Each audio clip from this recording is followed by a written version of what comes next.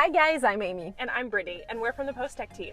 Brittany, people want to know if Postech screw piles rust. No, they don't. And we're going to go to head office and talk to Matthew so he can explain why they don't. So let's go.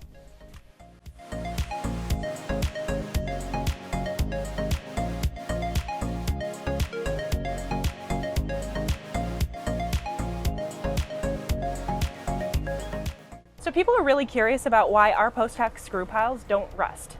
Well, it's actually quite simple. It's a method that's been around for quite some time.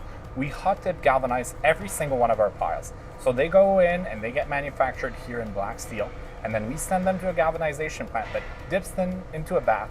They come back all nice and shiny like you can see here. The longer they'll stay outside, they'll actually become a bit madder, and that galvanization, that chemical process will really change the way that the steel reacts.